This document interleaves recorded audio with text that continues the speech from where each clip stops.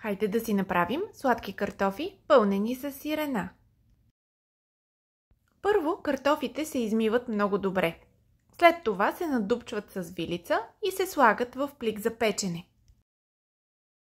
Плика се затваря и картофите се печат в предварително загрята на 200 градуса фурна за 1 час.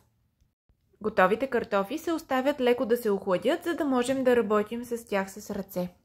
Всеки картоф се подготвя за пълнене, като отгоре малка част от люспата се обели и с помощта на вилица вътрешността се намачква, така че отстрани да остане нещо подобно на купичка. Намачканата вътрешност се смесва с масло и сол и след това се добавят плънката сирена по избор.